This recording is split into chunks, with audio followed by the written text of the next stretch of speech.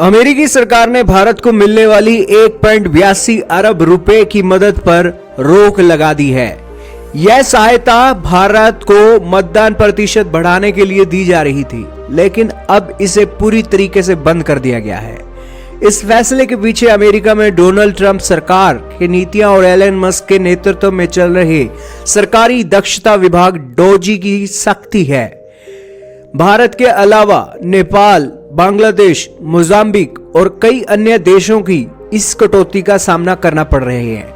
लेकिन सवाल यह है कि अमेरिका भारत को यह पैसा क्यों देता था और अब इस रोग से भारत पर क्या असर पड़ेगा, चलिए जानते हैं। दरअसल डोनाल्ड ट्रंप प्रशासन ने सरकारी खर्चों में कटौती के डिपार्टमेंट ऑफ गवर्नमेंट एफिशिएंसी यानी डोजी का नाम एक विभाग बनाया है। इस विभाग की जिम्मेदारी एलन मस्क को दी गई, जिन्होंने सरकार के कई गैर जरूरी खर्चों की समीक्षा शुरू की। इस प्रक्रिया में भारत को दी जाने वाली 1.82 अरब रुपए की मदद को भी बंद कर दिया। डोज ने सोशल मीडिया प्लेटफॉर्म एक्स पर पोस्ट करते हुए कहा कि अमेरिकी करदाताओं का पैसा अनावश्यक विदेशी सहायता पर खर्च नहीं होगा। हमने भारत समेत कई देशों की मदद की जाने वाली मदद अब बंद कर दी है। अमेरिका भारत को यह फंडिंग लोकतांत्रिक प्रक्रियाओं को मजबूत करने के लिए देता था। इस राशि का इस्तेमाल मतदाता जागरूकता अभियान, चुनावी प्रक्रिया सुधार और मतदान प्रतिशत बढ़ाने के लिए किया जाता था।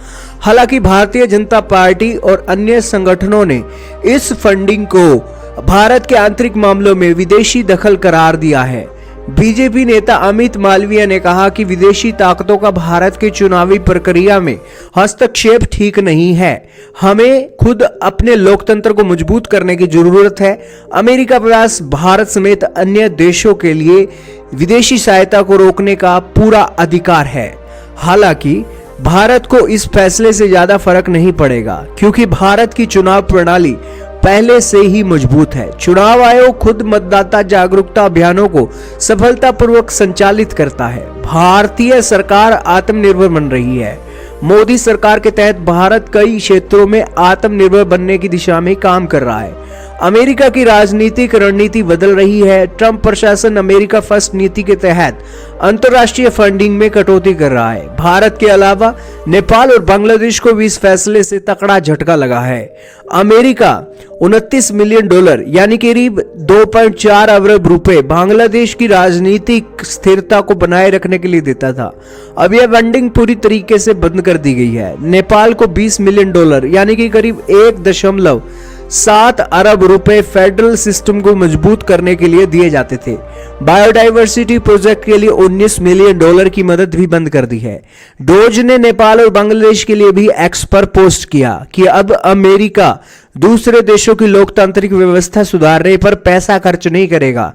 यह उनकी जिम्मेदारी है। डोज के इस फैसले से दुनिया के कई देशों को बड़ा झटका लगा है।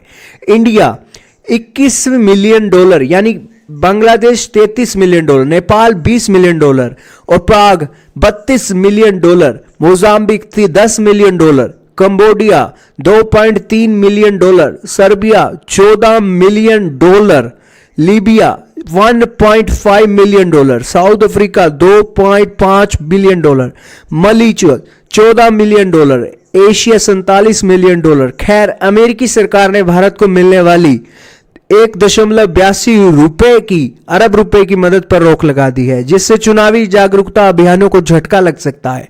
हालांकि इस फैसले से भारत को कोई गंभीर नुकसान नहीं होगा, बल्कि यह भारत के आत्मनिर्भर बनने की दिशा में एक और कदम हो सकता है। डोज का फैसला ट्रंप प्रशासन की अमेरिका फर्स्ट नीति का हिस्सा है और यह दिखाता है कि अब दूसरे देशों को अपनी जिम्मेदारी खुद उठानी होगी। आपका क्या कहना है? क्या अमेरिका का यह फैसला सही है या गलत? हाँ या ना में कमेंट करके जरूर बताएं।